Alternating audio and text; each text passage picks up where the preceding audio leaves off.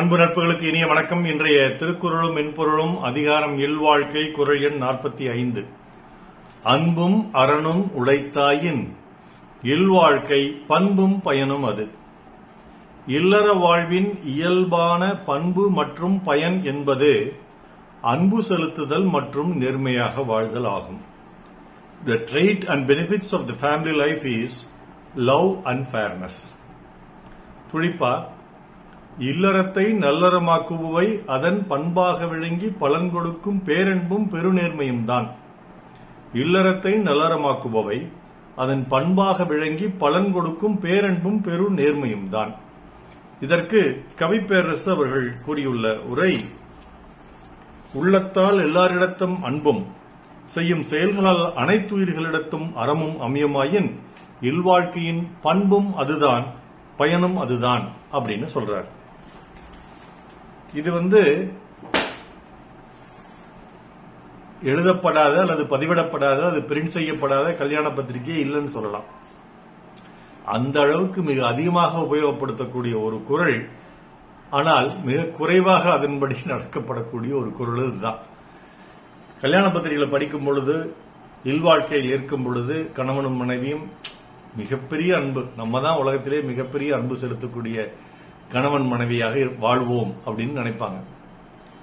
இருவரும் ஒருவருக்கொருவரும் மற்றவர்களுக்கும் நேர்மையாக வாழ வேண்டும் என்றும் நினைப்பார்கள். அப்படி நினைச்சுக்கிட்டு இல்லறத்துக்குள் அவர்கள் நுழையும் பொழுது அதனுடைய முகமனாக இந்த திருக்குறள் அனைத்து பத்திரிகைகளும் எழுதப்பட்டிருக்கும், பல பேராலும் படிக்கப்பட்டிருக்கும், பல பேராலும் பொருள் சொல்லப்பட்டிருக்கும், பல பேராலும் பேசப்பட்டிருக்கும். அதிகப்படியான ஒரு குறள் எதுனா அது இந்த குறளாக தான் இருக்க முடியும். துறவிகள் வாழ்க்கையில் இந்த குறள் அதிகமாக பேசப்படாமல் இருக்கும். ஆனால் இல்லறத்தில் வாழ்பவர்கள் அனைவருடைய வாழ்க்கையிலும் இந்த குறள் ஒரு முறையாவது அவர்களால் பேசப்பட்டிருக்கும். அப்போ இந்த குறளினுடைய பொருள் என்ன? இல்லற வாழ்க்கையில் ரெண்டு விஷயங்கள் தான் அதனுடைய பண்பு பலன். பண்பு என்றால் ட்ரெய்ட் என்ற ஆங்கிலத்திலும் கேரக்டர் பிஹேவியர் என்றும் சொல்லப்படுகிறது. அதனுடைய இயல்பு, அதனுடைய அடிப்படை தன்மை. அப்ப இல்லற வாழ்க்கையினுடைய அடிப்படை தன்மை என்பது அன்பு. யார் யாருக்கிட்ட அன்பு வச்சுக்கிறது? கணவன் மனைவி கிட்டையும் மனைவி கணவன் கிட்டையும் வச்சுக்கிறது மட்டும் அன்பு இல்ல. மாமியார் மருமகளுக்கும் அன்பு இருக்க வேண்டும், மருமகள் மாமியாருக்கும் அன்பு இருக்க வேண்டும். பொதுவாக மாமனாருக்கு மருமகனுக்கு அன்பு இருக்கும். அதுவும் குறிப்பா இருவரும் குடிமகன்களாக இருந்தால் அன்புன்னு அதிகமாகவே இருக்கும்.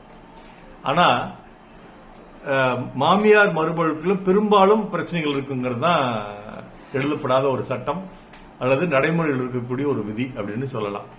அப்ப அவங்களுக்குள்ள அன்பு இருக்க வேண்டும். கணவன் உடன் பிறந்தவர்களை தன் உடன் பிறந்தவர்கள் போல் போற்றி பாதுகாக்க வேண்டிய ஒரு கடமை அல்லது ஒரு பண்பு அல்லது ஒரு அன்பு மனைவிக்கு இருக்க வேண்டும். மனைவியின் உடன் பிறந்தாருக்கு உதவி செய்வதற்கு எப்பொழுதும் தயாராக தன் உடன் பிறந்தாருக்கு எப்படி இருப்பாரோ அப்படி கணவனும் இருக்க வேண்டும்.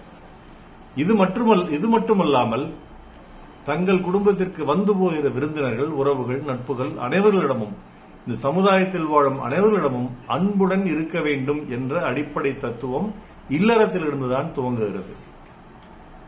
பிராக்டிஸ் வாட் யூ பிரீச் என்று சொல்வார்கள். சேரிட்டி பிகின்ஸ் அட் ஹோம் என்றும் சொல்லுவார்கள். அப்போ வீட்டிலிருந்து தான் அந்த அன்புங்கிறது தொடங்கப்பட வேண்டும். எல்லாரிடமும் அன்பாக இருப்பேன், யார் வந்து பேசினாலும் அவர்களிடம் சிரித்துக் கொண்டே பேசுவேன், அவர்களுக்கு உதவி செய்வேன் எப்படி என்று வாழும் ஒருவன் வீட்டில் இருக்கும்போது மனைவி கிட்டையோ குழந்தைகள்கிட்டயோ பெற்றோர்கள்ட்டையோ உறவினர்கள்ட்டையோ கடுகென்று முகத்தை வைத்துக் கொண்டிருப்பான் என்றால் அது அன்பா? அது நல்லறமா இல்லறமா என்ற கேள்வி வருகிறது. ஆனால் அன்பு என்பது அடிப்படை ஆணிவேர். அது உயிர்கள் அல்லாத அல்லது மனித உயிர்கள் அல்லாத பிறவிகளிடத்தும் அன்பு செலுத்த வேண்டும், உயிர்கள் அல்லாத பொருள்கள் மேலும் அன்பு செலுத்த வேண்டும். அரண், நேர்மையாக வாழ்தல், இதுவும் இல்லறத்தினுடைய பலன் என்று சொல்கிறார்.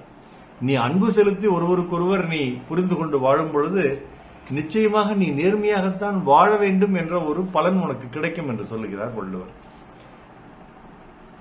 ஒருவருடைய அன்பிற்கு ஒருவர் மேல் வைத்துள்ள அன்பின் காரணமாக அவருக்கு நேர்மையற்ற செயல்களை செய்துவிடக்கூடாது. என் பையன் நல்லா மார்க் வாங்கணும் அப்படிங்கிறதுக்காக பரீட்சைகளை திருட்டுத்தனம் பண்ணக்கூடாது, விட்டு கொண்டு போக சொல்லக்கூடாது. அல்லது அன்பு அதிகமா இருக்கிறதுனால நேர்மையற்ற சில விஷயங்கள், கையூட்டு பெறுதல், லஞ்சம் வாங்குதல், இதெல்லாம் பண்ணி எனக்கு இல்லறத்தாளுக்கு நான் வைர நெக்லஸ் வாங்கி கொண்டு கொடுக்குறேன்னு சொல்லக்கூடாது. அப்ப நேர்மையும் மிகவும் முக்கியம். அன்பை போன்று இல்லறத்தில் அது ரெண்டும் இருந்தால் மட்டும்தான் அங்கே இல்லறமாகிய பண்பு இருக்கும், அதற்கான பலனும் கிடைக்கும். ஏன்னா அது ரெண்டு இருக்கும்போதுதான் சந்ததிகள்லாம், குழந்தைகள்லாம் அந்த மாதிரி வருவாங்க, பேர குழந்தைகள் அந்த மாதிரி வருவாங்க. அங்கேயே எல்லாம் முட்டிக்கிச்சு மோதிக்கிச்சு நேர்மையற்ற செயல்கள் நடந்தது அப்படின்னா அப்ப வரக்கூடிய குழந்தைகள் மட்டும் எப்படி இருக்குங்க, சமுதாயம் மட்டும் எப்படி இருக்கும்? அதைத்தான் வள்ளுவர் சொல்றார். இதற்கு ஒரு பாடல்.